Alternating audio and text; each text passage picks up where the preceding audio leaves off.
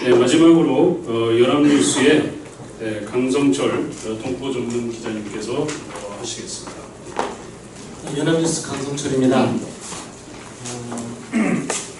제가 재외동포 취재를 한 20년 했는데 남미나 유럽에 계신 분들이랑 연락을 하면 그분들의 시간에 맞춰서 제가 취재를 해야 되니까 제 핸드폰 전화 카톡을 한국 시간으로 밤 12시 넘어서 언제든지 하셔도 됩니다 라고 제가 항상 말씀을 드리거든요. 그러니까 보통 밤 10시 넘어서는 사적인 전화 아니고는 이렇게 업무상 전화는 제가 안 받는데, 근데 제가 그 재외동포 분들 이외에 한 분 더 추가해서 밤 10시 이후에 전화를 받고 있는 분이 있습니다. 총장님이십니다. 생각나는 거 있으면 전화를 주세요. 그러니까 저는 제가 동포재단 출입하면서부터 그런 전화를 받아본 적이 처음이기 때문에 죄송합니다.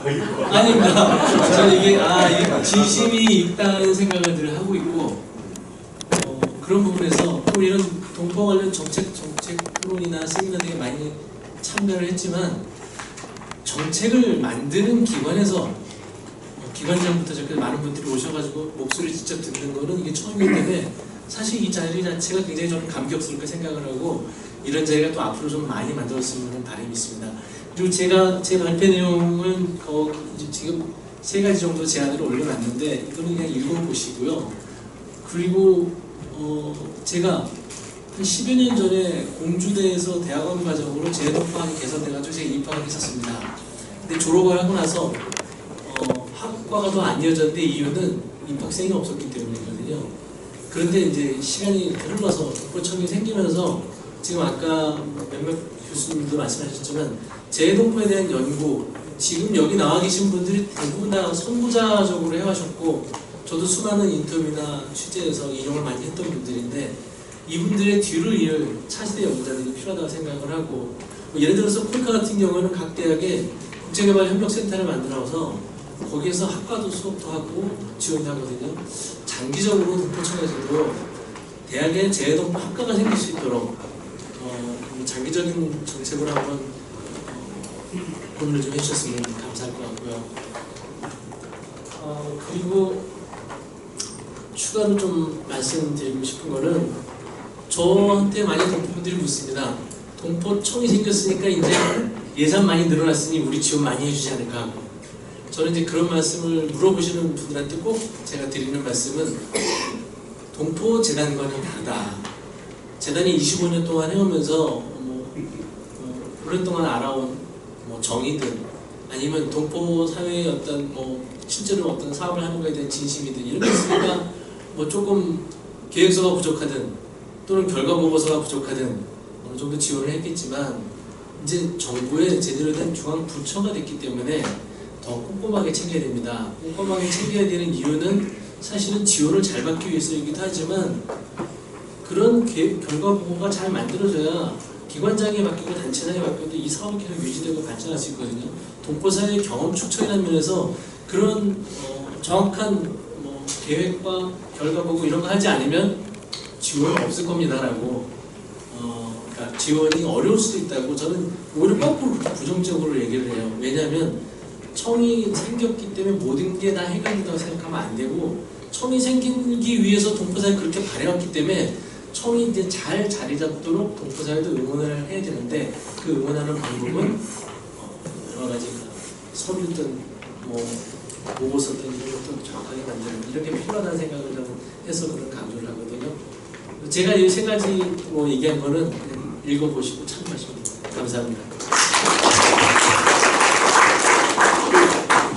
플로어에서 질문지를 작성해 주신 내용들을 청장님께 드렸습니다. 그래서 남은 시간 이제 청장님께서 다 답변하시기는 시간적으로도 좀 무리가 있을 것 같고, 오늘 플로어에서 나온 내용 중에서 답변하신 내용, 질문하신 내용에서 이거는 꼭 좀 답변할 필요가 있다 생각하시는 것들에 대해서 답변을 하시면 좋을 것 같습니다. 근데 제가 그거를 하면서 한 가지 저도 이제 마무리를 하면서 말씀을 하나 드리고 싶은 게 있는데, 최근에 이제 그 재외동포 기본법하고 기본 계획에 대해서 수차례 제가 계속해서 읽어보고 있습니다. 근데 그 읽다 보면 몇 가지가 이걸 왜 둘을 나눴을까? 합하면 좋을 것 같은데 이걸 또 왜 합했을까? 나눠놓는 게 더 나을 텐데 하는 것들이 좀 있는데요.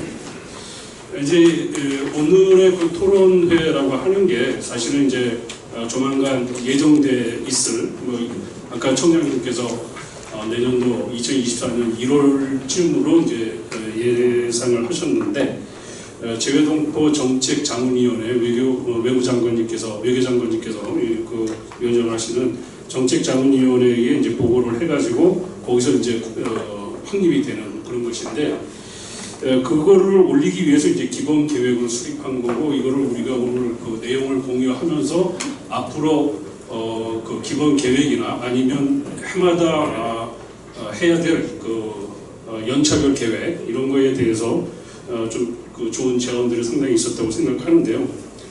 제가 이거를 기본 계획을 읽어보면서 느낀 것은 한 가지 그 12쪽에 그 추진 과제 정책 목표 5 글로벌 중추국가 실현 기여의 첫 번째 상생 발전을 위한 파트너십 구축의 첫 번째가 쌍방향 협력 체계 구축으로 되어 있습니다. 여기에 이제 재외동포 자문단 구성해서 운영을 한다든가 하는 내용들이 나와 있는데요. 이게 저희 발표 자료집 6페이지에 정책 목표 1번 재외동포 정책 강화 체계 확립의 첫 번째 두 번째는 여기 범정부 정책 협의 강화의 두 번째 재외동포 의견 수렴 여기에 이제 동포 간담회 개최라고 하는 것과 정책 자문위원회 구성 활성화 같은 내용들이 나오는데 여기 1-2-2에 재외동포 의견 수렴하고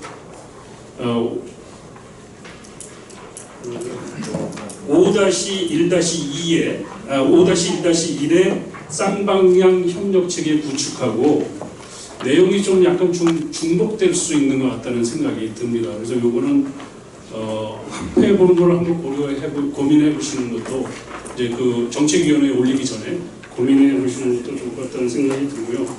어쨌거나 지금 이제 그 재외동포 정책 기본 계획과 관련해서 많은 제언들이 있었습니다만 이런 것들이 구체적으로 연차별 계획에도 이제 좀 반영이 되어야 될 것 같고 이번에 그 5개년 계획이 계속해서 이어질 제2차, 제3차 5개년 기본 계획의 토대가 될 것이기 때문에 남은 기간 동안에 그 정책위원회 보고하기까지의 남은 기간 동안 좀 더 세련되게 가다듬었으면 좋겠다 하는 말씀을 드리면서 지금 단장에 계시는 분들과 또는 플로어에 계시는 분들이 질문한 내용에 대해서 청장님 내지는 최 과장님께서 답변을 조금 해주셨으면 좋겠습니다. 잠깐만요. 저도 한 기관을 대표해서 나왔는데 여기 계신 분들이 다 아시될 것에서 공개적으로 질문 하나 드리겠습니다.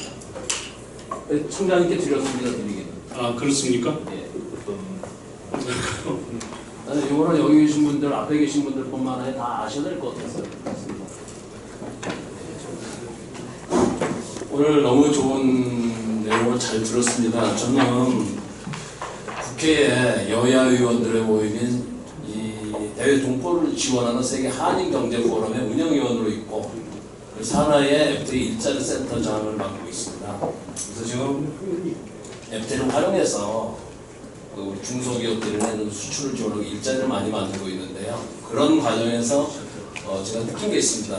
해외 쪽에서 두 분 오셨지 않습니까? 그런 쪽하고 연결을 하다 보니까 우선 아까 어떤 분이 동포청이 이렇게 빨리 됐다 이런 말씀을 하셨는데 그게 빨리 된 것이 아니라 이런 세계 한인 경제 포럼 같은 여야 의원들이 많은 토론과 그런 분립 작업이 있었다는 거 하나 먼저 말씀을 드리고요. 제가 이제 그 중소기업들을 FTA를 활용해서 참고로 저는 종합상사 출신으로 FTA 협상에 참여했던 사람입니다. 그래서 은퇴했다가 지금 국회에서 불러가서 작업을 하고 있는데요. 해외에서 많은 그 무역을 하시는 분들이 질문을 합니다. 지금 FTA가 세계 무역의 한 70% 되거든요. 한국 수출의 80.2%입니다. 올해 2분기에. 그리고 대통령께서도 지난 무역의 날 발표했듯이 우리가 세계하고 체결한 게 세계 GDP의 85%입니다. 그러다 보니까 많은 동포 여러분들께서 자기 주재국에 있는 어떤 거를 한국에 수출하고 싶어 하시고 한국 걸 가지고 가고 싶어 하시고 이렇게 거래를 하고 싶은데 FTA가 걸림돌이시라는 거예요. 근데 주재국에서 배울 수가 없답니다. 그래서 이제 개별적으로 요청을 오시는데 아까도 이장섭 교수님 말씀을 하셨듯이 이 많은 재동포들 중에서 거래, 무역을 하시는 분들이 많이 계시거든요. 이분들의 질문을 좀 알려달라는 게 첫째가 FTA를 좀 알려달라는 겁니다.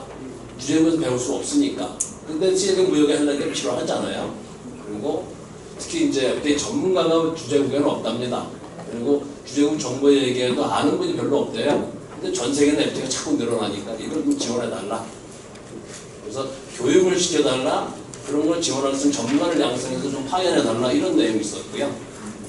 두 번째는 뭐 이게 지금 되는지 안 되는지는 모르겠습니다만은 많은 해외 동포분들이 해외 뭐 비즈니스 차 이렇게 국내 오시든지 이렇게 오시면은 뭐 친척집에 가서 뭐 오래 머물기도 힘들고요.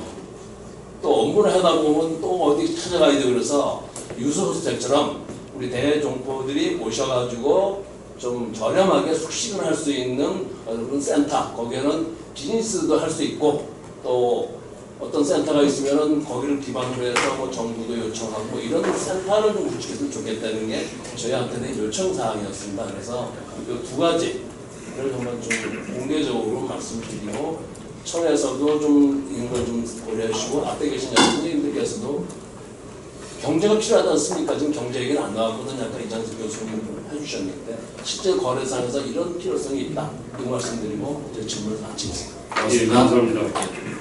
네, 뭐 많은 분들이 여기 계신 분들이 다 그 얘기를 하고 싶고 사실 토론회라고 하는 게 오늘 그 기본 계획에 대해서 설명하는 그 자리이기도 하지만 그게 실질적인 정책 대상자들의 또는 연구자들의 이야기를 듣는 자리도 있기 때문에 그런 의미도 있기 때문에 보다 더 많은 시간을 가지고 이렇게 했으면 좋겠는데 안타깝게도 시간이 항상 이렇게 정해져 있어서 이게 사회자의 그 업보입니다. 사실